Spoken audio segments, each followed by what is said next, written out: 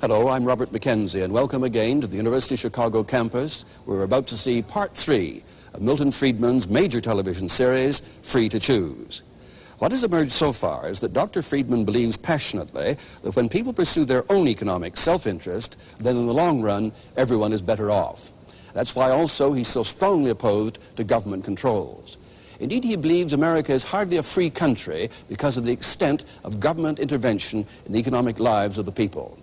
Now, in this program, he traces how all this developed, from the crash of 1929, the Great Depression of the 1930s, and the legacy they both left.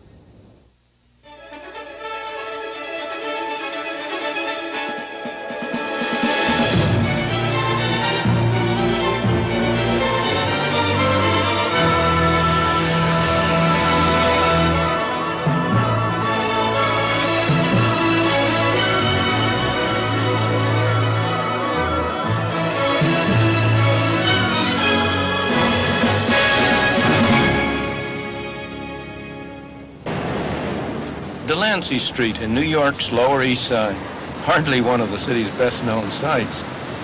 Yet what happened in this street nearly 50 years ago continues to affect all of us today.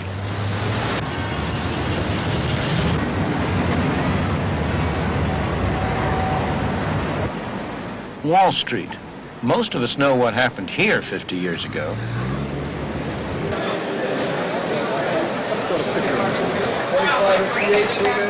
Inside the stock exchange, on October 29, 1929, the market collapsed. It came to be known as Black Thursday. The Wall Street crash was followed by the worst depression in American history. That depression has been blamed on the failure of capitalism. It was no such thing, but the myth lives on. What really happened was very different. Although things looked healthy on the surface, business had begun to turn down in mid-1929. The crash intensified the recession. So did continuing bank failures in the South and Midwest. But the recession only became a crisis when these failures spread to New York, and in particular to this building, then the headquarters of the Bank of the United States. The failure of this bank had far-reaching effects, and it need never have happened. It was something of a historical accident that this particular bank played the role it did. Why did it fail? It was a perfectly good bank. Banks that were in far worse financial shape had come under difficulties before it did, and had, through the cooperation of other banks, been saved. The reason why it wasn't saved has to do with its rather special character. First, its name, Bank of United States. A name that made immigrants believe it was an official governmental bank, although in fact it was an ordinary commercial bank. Second, its ownership, Jewish. Both its name and the character of its ownership, which had so much to do with attracting a large number of depositors from the many Jewish businessmen in the city of New York. Both of them also had the effect of alienating other bankers who did not like the special advantage of the name and did not like the character of the ownership. As a result, other banks were all too ready to spread rumors, to help promote an atmosphere in which runs got started on the bank, in which it came into difficulty. And they were less than usually willing to cooperate in the efforts that were made to save it. Only a few blocks away is the Federal Reserve Bank of New York. It was here that the Bank of the United States could have been saved. Indeed, the Federal Reserve System had been set up 17 years earlier, precisely to prevent the worst consequences of bank failures. The Federal Reserve Bank of New York, whose directors today meet in this room, devised a plan in cooperation with the Superintendent of Banking of the state of New York to save the Bank of the United States. Their plan called for merging the Bank of the United States with several other banks, and also providing a guarantee fund to be subscribed to by still other bankers to assure the depositors that the assets of the Bank of the United States were safe and sound. The Reserve Bank called meeting after meeting to try to put the plan into effect. It was on again, off again. But finally, After an all-night meeting on December 10th, 1930, the other bankers, including in particular John Pierpont Morgan, refused to subscribe to the guarantee fund, and the plan was off. The next day, the Bank of the United States closed its doors, never again to open for business. For its depositors, who saw their savings tied up and their businesses destroyed, the closing was tragic. Yet when the bank was finally liquidated, in the worst years of the Depression, it paid back 92.5 cents on the dollar. Had the other banks cooperated to save it, no one would have lost a penny. For the other New York banks, they thought that closing the Bank of the United States would have purely local effects. They were wrong. Partly because it had so many depositors. Partly because so many of the depositors were small businessmen. Partly because it was the largest bank that had ever been permitted to fail in the United States up to this time. The effects were far-reaching. Depositors all over the country were frightened about the safety of their funds and rushed to withdraw them. There were runs, there were failures of banks by the droves. And all the time, the Federal Reserve System stood idly by when it had the power and the duty and the responsibility to provide the cash that would have enabled the banks to meet the insistent demands of their depositors without closing their doors. The way runs on banks can spread and can be stopped is a consequence of the way our banking system works. You may think that when you take some cash to a bank and deposit it, the bank takes that money and sticks it in a vault somewhere to wait until you need it again to turn it back over to you. Okay, how would you like this? Like 2 10s, 1 5, and 5 1s. Okay. The bank does no such thing. It immediately takes a large part of what you put in and lends it out to somebody else. Thanks. How do you suppose it earns interest to pay its expenses or to pay you something for the use of your money? The result is that if all depositors at all the banks tried all at once to convert their deposits into cash, there wouldn't be anything like enough cash in the banks of the country to meet their demands. In order to prevent such an outcome, in order to cut short a run, it's necessary to have some way either to stop people from asking for it or to have some additional source from which cash can be obtained. That was intended to be the purpose of the Federal Reserve System. It was to provide the additional cash to meet the demands of depositors when a run arose. A classic example of how this system could and did work properly can be found over 2,000 miles from New York, near the Great Salt Lake in Utah.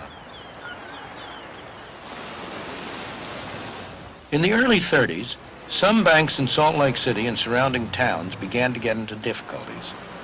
The owners of one of them were smart enough to see what had to be done to keep their banks open, and courageous enough to do it. When fearful depositors began to clamor to withdraw all their money, one of George Eccles' jobs was to brief his cashiers on how to handle the run.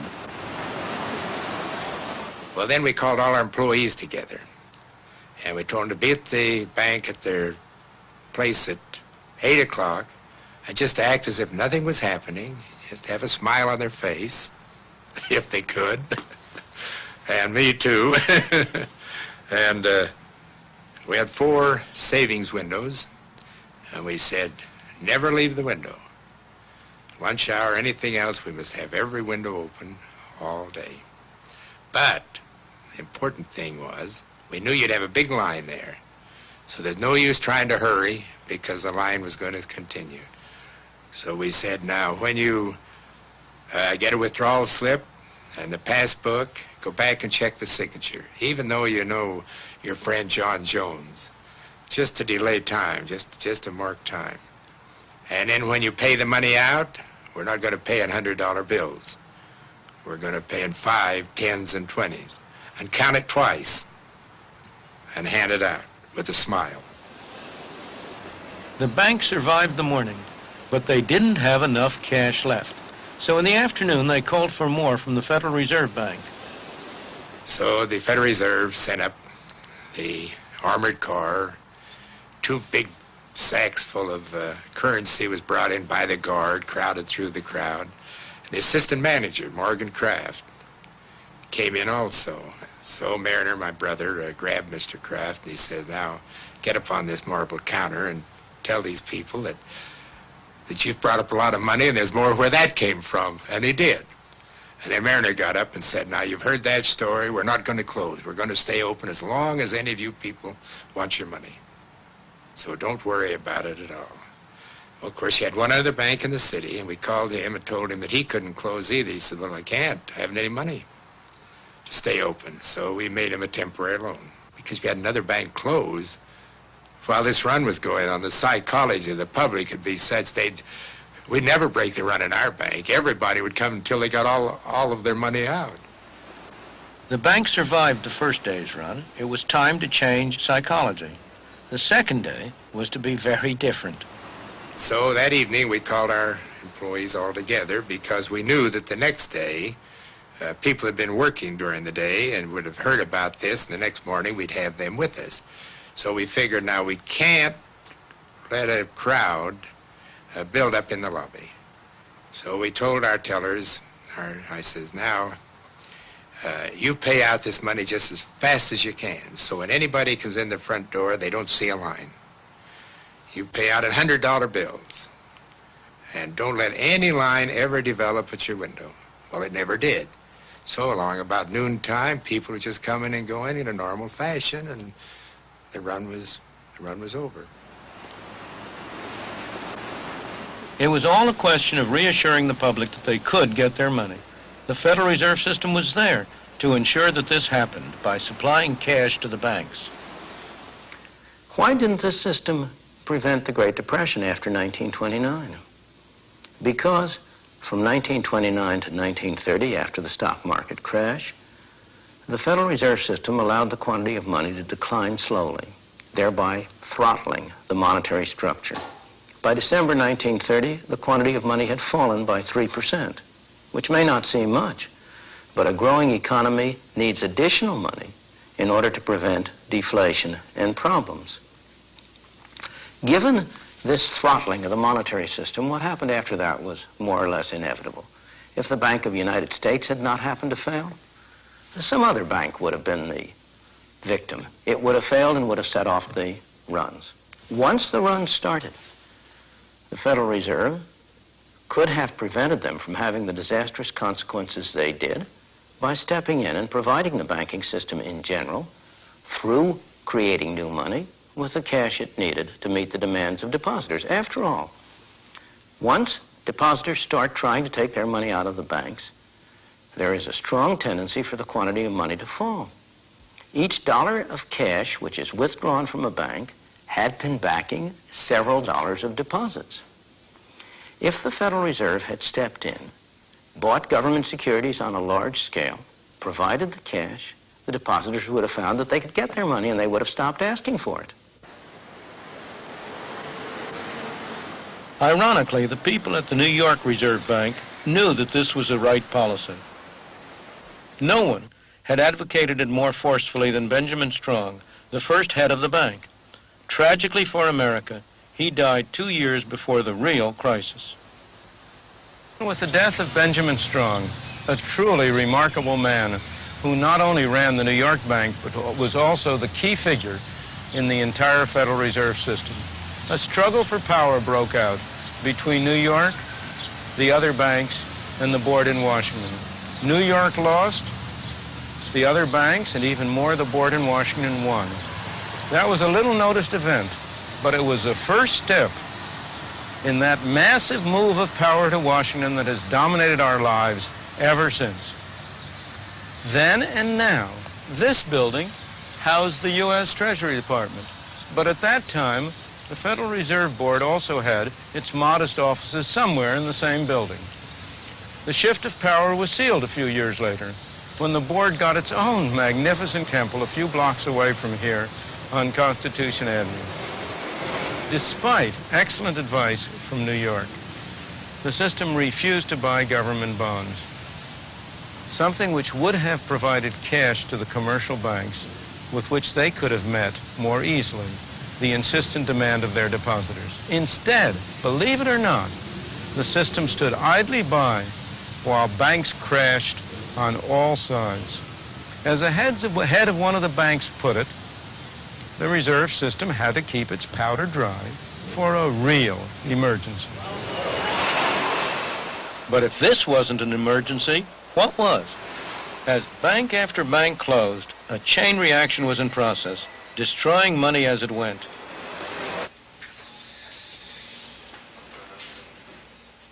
It's a process that even today, few bankers understand. If you ask an individual banker whether he creates money, he'll look at you as if you're mad. Of course not. He'll say, I don't create money. All I do is I accept deposits from my customers. I put a little of that deposit in the vault as a reserve, and I lend the rest out. I don't create money. From the point of view of the economist, the situation is very different. As I've explained earlier, most of the deposits on the books of banks were put there by an accountant's pen.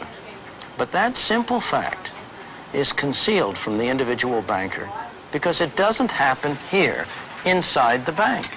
It happens as a result of the transactions between banks. As the men who ran the Federal Reserve knew very well, it happens when money loaned by one bank is deposited in another bank to be loaned out yet again. In the Depression, the process was working in reverse. The banks were destroying money. Nonetheless, the Federal Reserve let it happen. The end result was that by the time the whole sorry episode was over, by 1933, the quantity of money in the United States had gone down by a third. The slow throttling had turned into strangulation. For every $3 of currency and deposits that people had had in 1929, only $2 were left. For every 3 banks that were open in 1929, in 1933, only 2 were left. The terrible depression that followed was a direct result of bungling by the Federal Reserve System.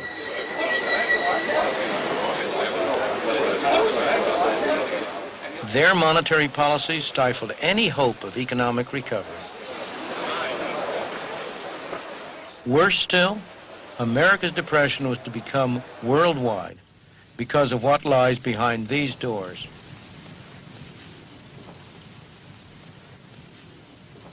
This is the vault of the Federal Reserve Bank of New York. Inside is the largest hoard of gold in the world.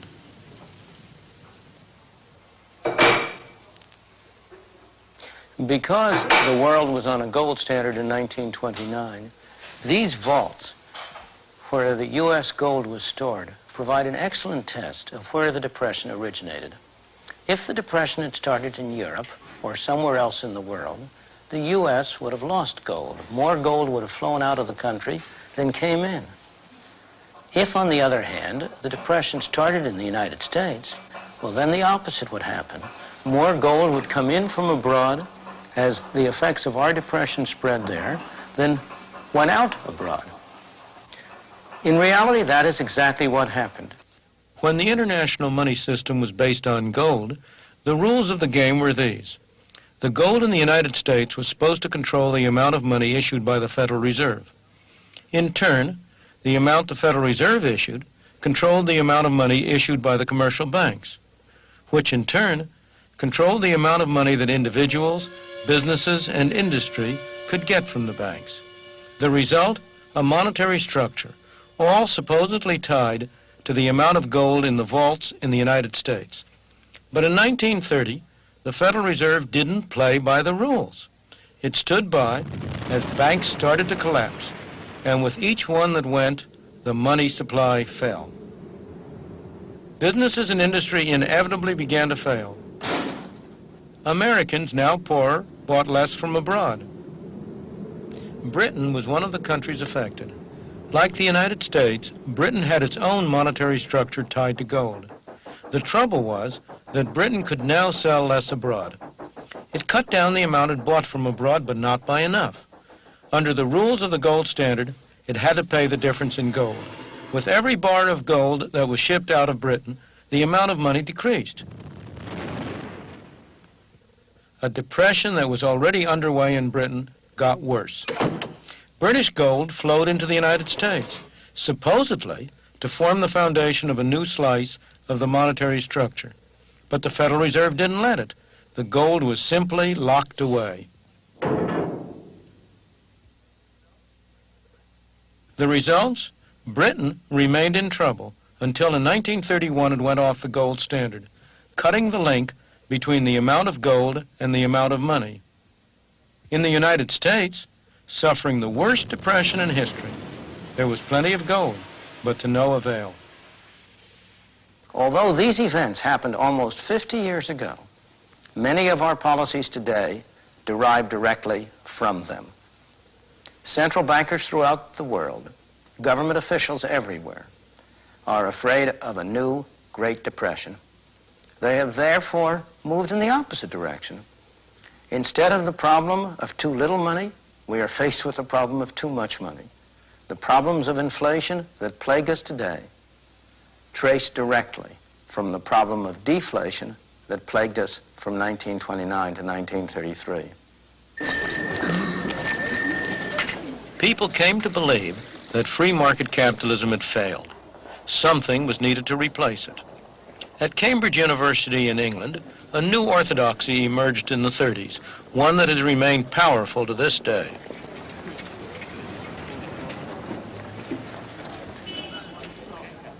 It owes its influence to the brilliance of one man. John Maynard Keynes was unquestionably one of the greatest economists of all time. Like other economists of his generation, he found the Great Depression both a paradox and a challenge. It was a paradox because it seemed to contradict some of the fundamental principles that economists had come to take for granted. Keynes rose to the challenge by constructing a complex and sophisticated hypothesis which not only explained what had been going on, but also offered a way out, a way to end the Great Depression and to avoid similar episodes in the future. The core of his theory was that what happened to the quantity of money didn't matter. What really mattered was a particular category of spending, in economists' jargon, autonomous spending. What kind of spending is that? It might be investment by business enterprises in building factories and adding to the number of machines and adding to inventories. It might be spending by individuals to build houses. Or, most important of all, it might be deficit spending by government. If private spending on investment, on house building, was not enough to maintain full employment, then government could always step in and spend enough to make up the difference. The theory of pump priming was born. The theory was a godsend to politicians who had been grasping at any expedient. After all, throughout the ages, politicians have been only too willing to spend money, provided they didn't have to tax their citizens to pay for it. And here along came a scientific theory offered under the most responsible of auspices that justified what they had been wanting to do all along. Is it any wonder that government spending has exploded ever since, or that deficit spending, even without the excuse of war, and on a large scale, has become the order of the day? In America, the new Roosevelt administration adopted the Keynesian approach. It authorized massive spending on government projects. It involved government increasingly in the running of the economy.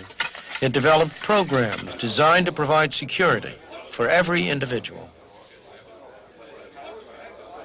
In England, too, the idea that only government could bolster the economy was firmly established, as this film of the time makes clear. With the assistance of the national government, work was restarted on the Great Cunarder 534, and we all hope that this is a prelude to a period of increasing prosperity in the industry. Exports of cotton goods to India have increased, and as a result of the quota system in the colonies, which the national government introduced in order to diminish the dangers of Japanese competition, exports of cotton goods to those colonies have been more than doubled. One of the most important contributions which the national government has made towards the improvement of social conditions has been a housing campaign without parallel in our history. Though some of these measures may have been useful, and indeed needed during the Depression years, the lengths to which they have since been carried would have horrified Keynes. Keynes died in 1946. I have always regarded it as a tragedy that he did not live another decade. He was the one man who had the standing, the personality, the force of character to persuade his disciples not to carry too far some ideas which were good for the 1930s, but which did not apply in the post-war situation. That he might have done so is suggested by an article he wrote just before his death, the last article he ever wrote, published after his death. In that article, he expressed strong reservations about the lengths to which some of his disciples had been carrying his ideas. If he had been able, if he had lived another decade, the post-war inflationary explosion might have been avoided. The massive growth of central government that started after the Depression has continued ever since. If anything, it has even speeded up in recent years. Each year, there are more buildings in Washington, occupied by more bureaucrats, administering more laws. The Great Depression persuaded the public that private enterprise was a fundamentally unstable system, that the Depression represented a failure of free market capitalism, that the government had to step in to perform the essential function of stabilizing the economy, of providing security for its citizens. The widespread acceptance of these views sparked the enormous growth in the power of government that has occurred in the decades since, and that is still going on. We now know, as many economists knew then, that the truth about the Depression was very different. The Depression was produced, or at the very least, made far worse by perverse monetary policies followed by the U.S. authorities. Far from being a failure of free market capitalism, the Depression was a failure of government. Unfortunately, that failure did not end with the Great Depression. Ever since, government has been attempting to fine-tune the economy. In practice, just as during the Depression, far from promoting stability, the government has itself been the major single source of instability.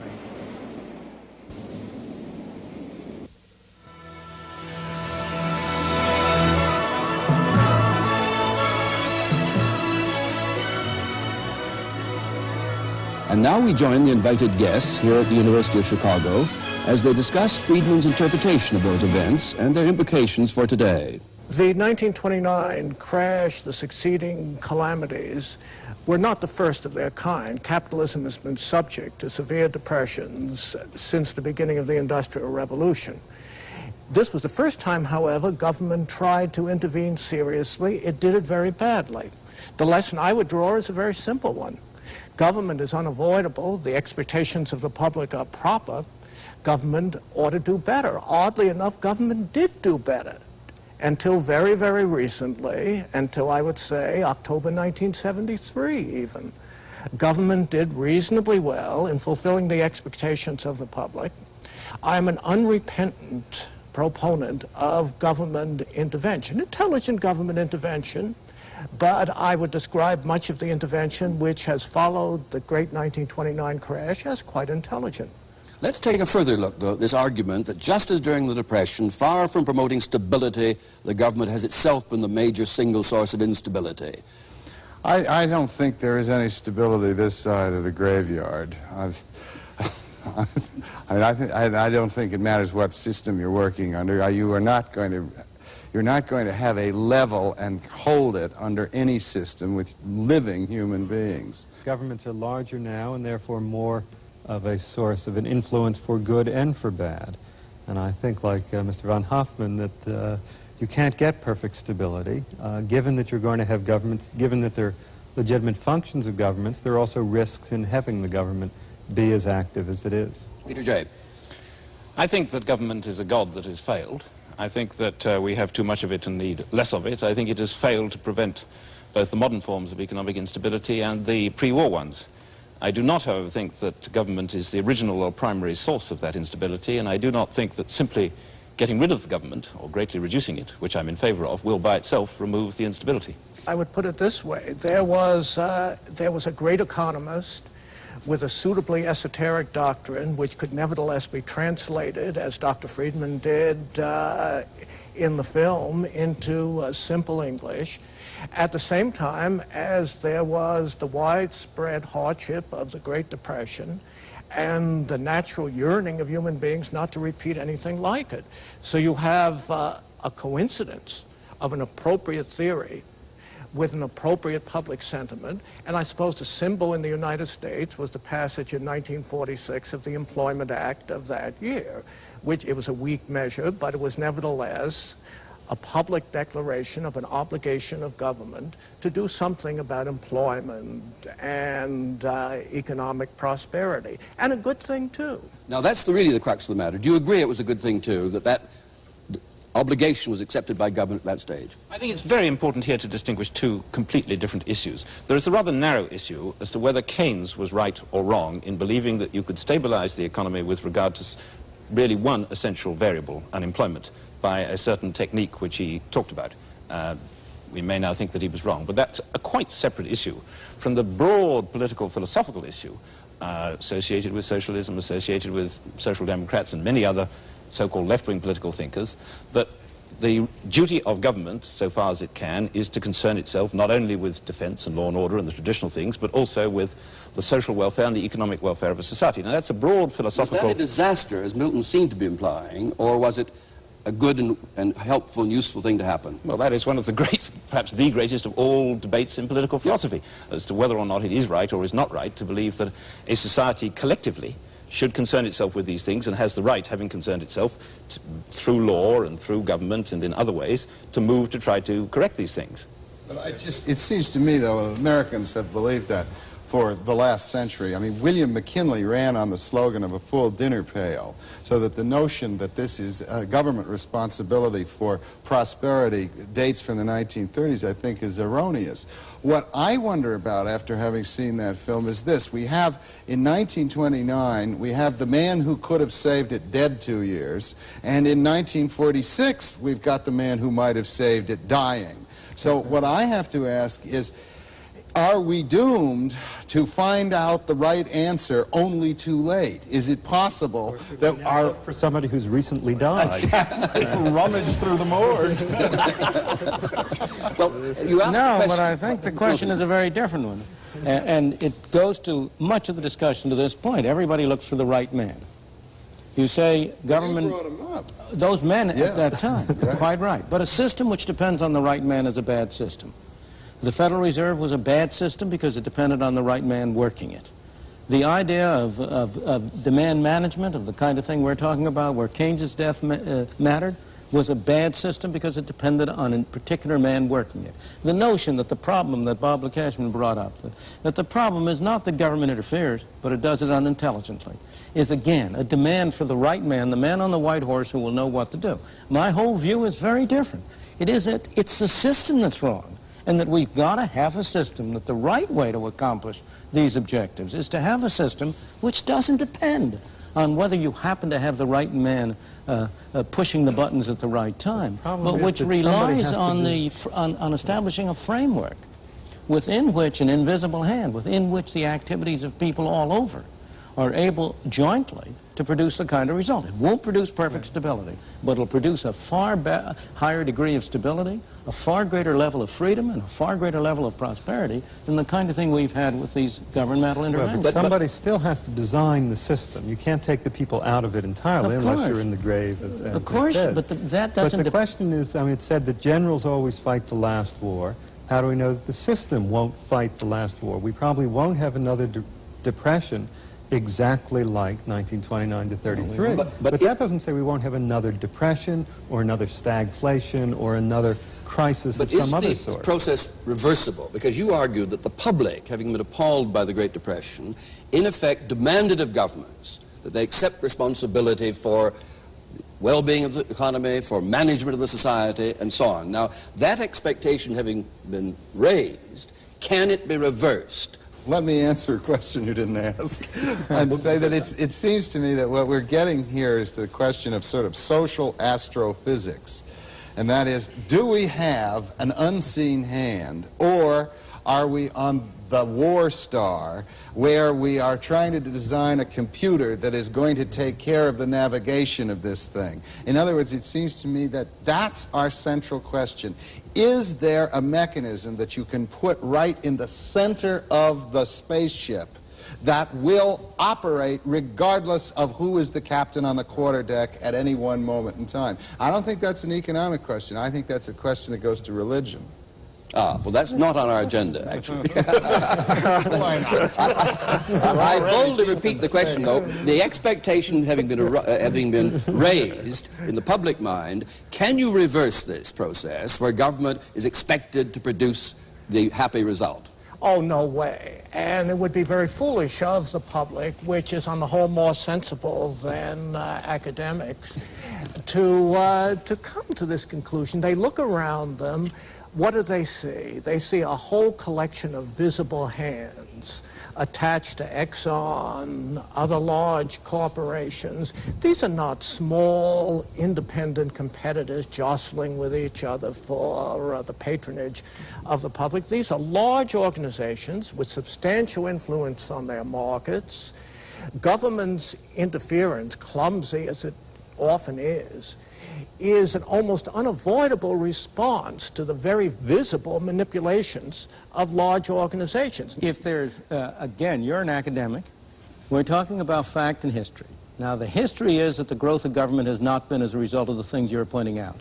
It isn't the large corporations, it isn't the large unions, it isn't the technological development that has produced the major growth of government. The major growth of government in our time has come in the redistributive area. It's come in the area of designing programs which take from some people and give to others. We're not going to go into those here because we discuss those in our next two programs, which deal with exactly the question of whether the government intervention that was stimulated by the Great Depression has been a success or a failure. But to your point, the grounds that you give for greater government intervention have almost nothing whatsoever to do with the actual factual growth of government. Now, at the end of the war, immediately after World War II, it was thought that government was going to get involved, especially in Britain, in France, in central economic planning on a large scale. Because of the war experience, too, when government was very much involved. And Germany and Japan as well. Germany and Japan as well. And it's a war. Created a myth just as the Great Depression created. Or rather, reinforced the myth of government responsibility. Yes, but it created a different myth. This is a subject we don't discuss much in the film. We've discussed it in a book that we're bringing out with the same title to go along with the book. But the great myth that was created by the war was a myth that government was efficient. And it was, for wartime purposes, at least in Britain and the United States. It wasn't so efficient in Germany and the losing countries. But why was that a myth? It was a myth because it is one thing for government to plan and to control an economy for a single overriding objective, one solitary objective, win the war. It's a very different thing for government to control the economy for the many numerous tastes of all of us, of a very large number of people in a complex world. And you asked the question of whether people's opinions can be changed. Yes. I can't change their opinions, you can't change their opinions, but experience is changing their opinions. Is there anybody anywhere now who believes that government is an efficient way to run an industrial enterprise? I think your question, can you get the genie back into the bottle, is a very important one. It is undoubtedly true that in democratic countries there will be a public urge expressed through the political process for something to be done about anything that seems to be wrong. The one thing that inhibits that is the belief that it can't be done. There is no politically expressed desire for the government to do something about the weather because it is widely believed that the government does not control the weather. It was widely believed under the gold standard and pre-Keynes that there was nothing the government could do about the kind of economic trade cycle and depressions that we had before that time. Since then, it is very widely believed, Milton may believe, I may believe wrongly, but nonetheless it's very widely believed that that is now a manageable thing, and therefore the demand is expressed that unemployment should not rise too high, inflation should not rise too high, and so forth. That we should have a war on want or a war on poverty. Now, if you believe, as Milton does, and on this issue I agree with him, that in fact government cannot handle this issue, and you want to get that genie back into the bottle, you can't simply do it by authorities or pundits or academics or others saying, here is a new rule, the government will do nothing. It will not intervene, it will not perform, there will just be a simple monetary rule. You've got politically to persuade people that this is part of a system which they can understand, which will in fact deliver for them the minimal economic objectives that they have, which are basically high employment and stability of prices and one or two other things. Now, in order to do that, you've got to describe a political economic system which will in fact deliver that result. And they will not believe, and in my opinion they will rightly not believe, that simply going back to where we were or where we imagined that we were in 1930 or 1870 by withdrawing the government from the game and doing nothing else will produce that result, and they're right not to believe it. The kind of pristine view that you appear to be putting up of no government isn't really a consistent view. Because I'm not putting up a view of no government. I'm putting up a view of a limited government, limited to specific functions. How you impose the limit. Note that today the budget of HEW is 1.5 times the whole defense budget. That is not where the major growth of government has come. Whether we spend too little or too much on the military is a very arguable issue which I'm not competent to discuss. Yeah, okay. But it is not the cutting edge of the dispute that we're engaged in. That cutting edge is on all these other functions which government has increasingly taken on its shoulders.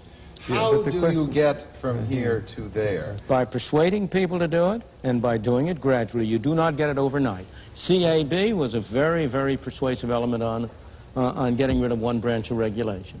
The failure of government to produce the full employment and the stable prices that was promised is another. You know, whom are we kidding? Is there anybody around anymore who really believes that government knows how to prevent, by its present methods, inflation or unemployment? We've had increasing inflation. We've had increasing unemployment, not only in the United States. It seems to me that we're talking about at least 4 kinds of government intervention of differing popularity among the public. One is redistributive via the Social Security system and so on, and lots of that is popular. Welfare is unpopular, but Social Security is quite popular. Medicare has a mixed reputation, Medicaid a bad reputation. The redistributive system is a mixed bag from the public standpoint. Another kind of intervention deals with unemployment, a third kind deals with prices, and a fourth kind deals with regulation. Now, again, there is a cry about regulation, which itself breaks down, it seems to me, into 2 parts. Partly a safety kind of thing, partly an economic kind of thing. I doubt that the public is prepared, for example, to eliminate the Food and Drug Administration. Take the way of trying to smooth out the business cycle. All right, now wait on that.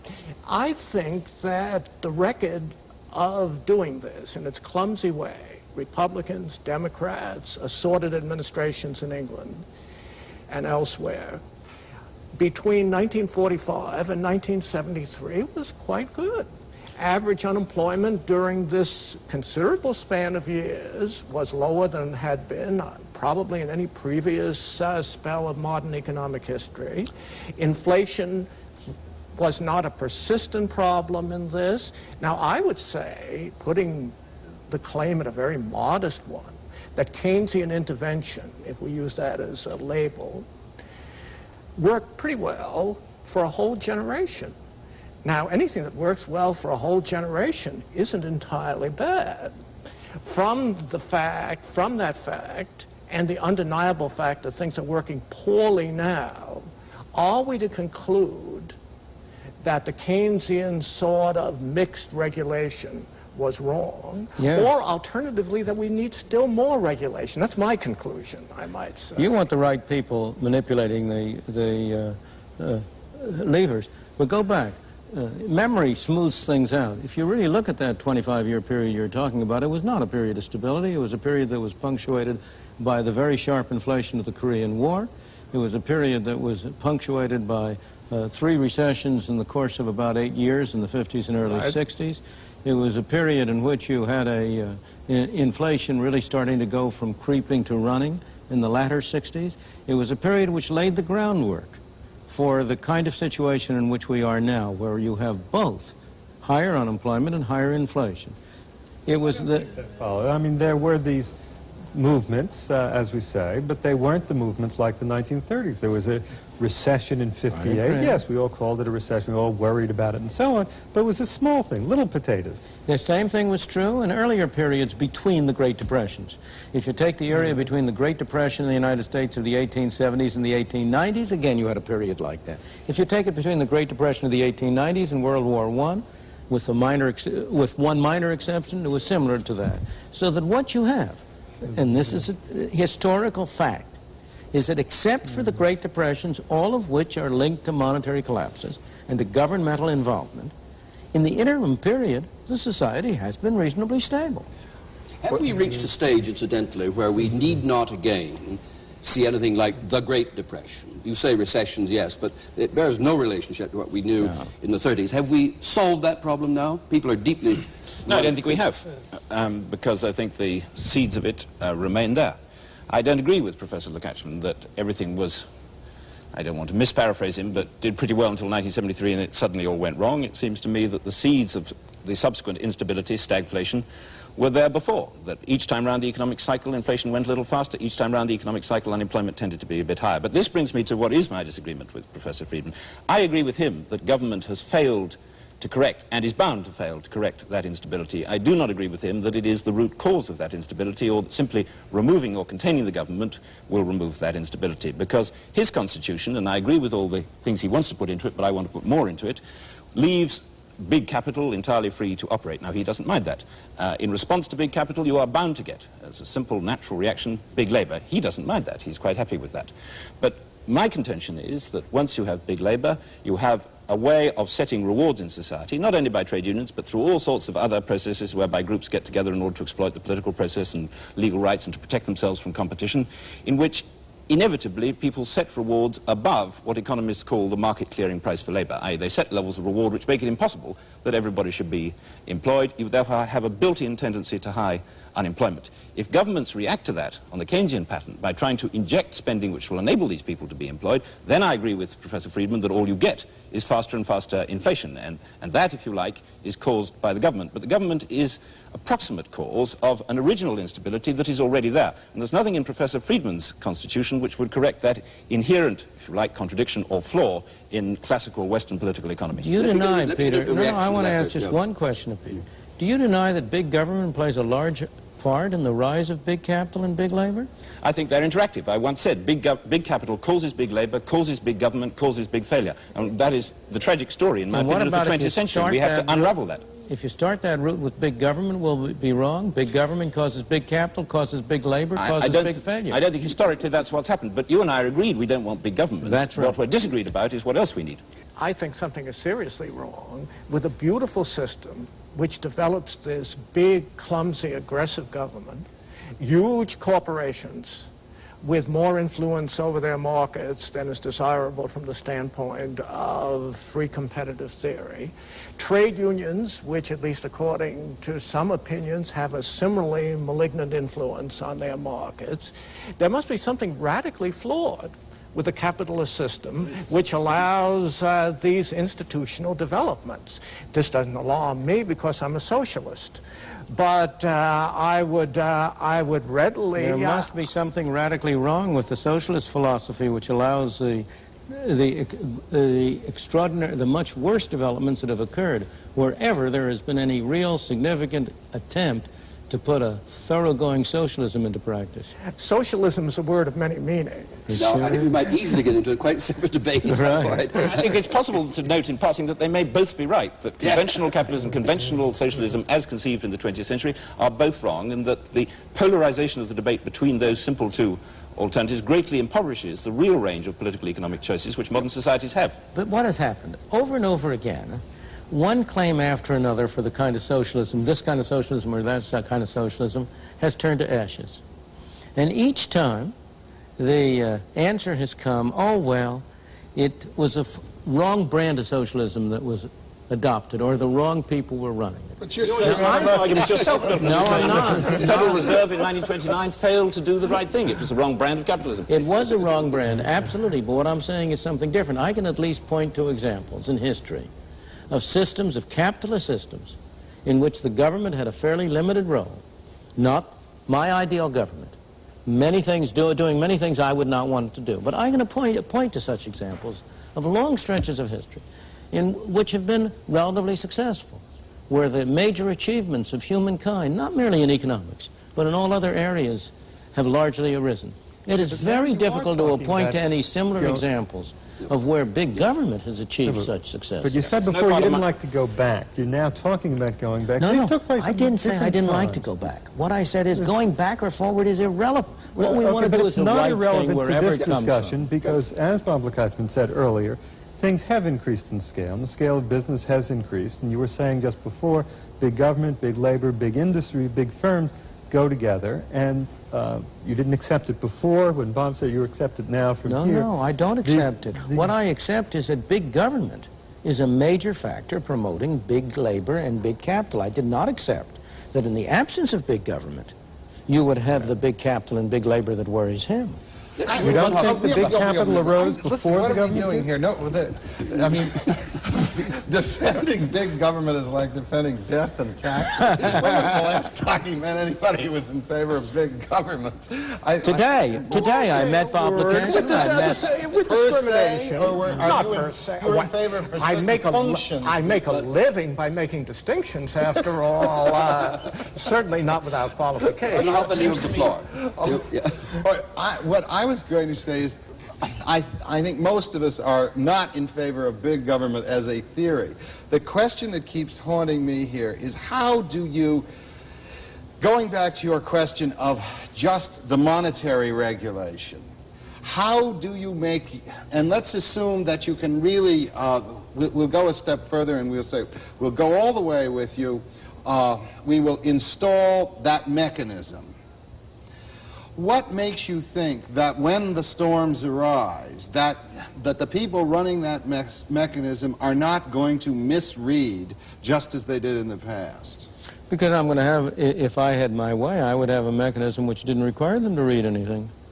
In other words, simply a money formula. And absolutely. It is cranked out in relation to the GNP regardless. Right. The question is, how are you going to keep them tampering with this black box? That you have a thing. I'm not going to have a black box. I'm going to have a very visible system. I've written out, as you know, I know. Developed at great length the precise details of what I would do. It will calculate this, but then there's going to be someone who'll come in, the people that you dislike will say, but we could do it a little bit better by doing it this way or that way. Of course. How will you keep them from doing it? Well, in the only way in which you can do it in a democratic society, by establishing both a written and an unwritten, and the unwritten is just as important as the written, an unwritten constitution on the part of the public at large, an acceptance of the view that this is not what people in government ought to be doing. It's a sacred measure. Well, if you want, but not necessarily sacred in a theological sense. No, but unfair criticism. Professor Friedman says he's a bad doctor because people won't actually take his medicine. I mean, that is not fair, but it does seem to me, and I say it again, that to reduce the whole debate to one, are you in favor of big government or small government, as though that was the only interesting or important political economic choice we had to make, is very foolish. That is very foolish. And if you put it in that form, in practice in democratic societies, people will go on backing, supporting, and paying for big government. Because unless you, in addition to pointing out the errors, defects, weaknesses, fallibilities, and failures of government, you also describe in some detail and with some attraction the other changes that you're going to make in the non-governmental sector of the economy, which are going to give people the kind of protection, the kind of opportunities, the kind of fulfillment, the kind of stability, the kind of prosperity that they want. They are not going to buy it because you're offering them in a pig in a poke, and they will see it, whether or not you approve of the phrase or whether or not I approve of the phrase, as going back to something which they're glad to have got away from. The question of how you draw the lines and where you draw the lines is a difficult one, and I can't see any possible way of somehow making a decision on that that will stand like the Rock of Gibraltar against all comers. I don't think that the public is going to, nor should it, choose ideologically. I think it's going to favor and disfavor certain activities of government out of its experience, by its perception of what's good in its own interests and so on. And I don't preclude the possibility that there will be a different mixture of perceptions by the public, which will lead to a shift in the functions of government. But I think it's at least as possible that after the shift occurs, government will be perceived to have more functions as that it will have fewer functions. It seems to me also that you could have the monetary policy that you're talking about and have the very big HEW, etc., and more easily. Unfortunately, you're right.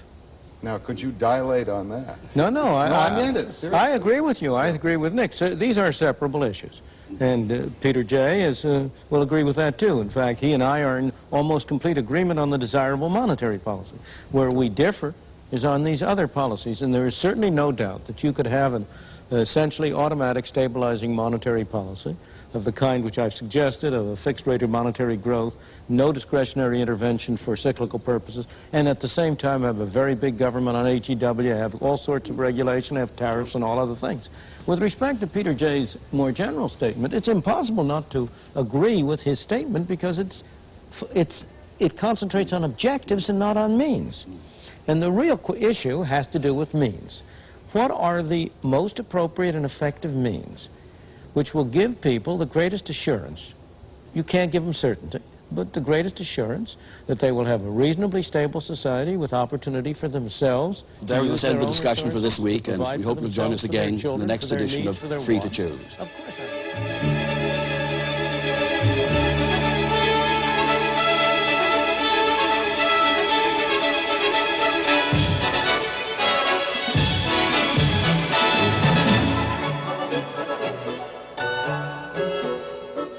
Next week, does the government's welfare system really help the poor and needy, or is it a scandalous waste of taxpayers' money?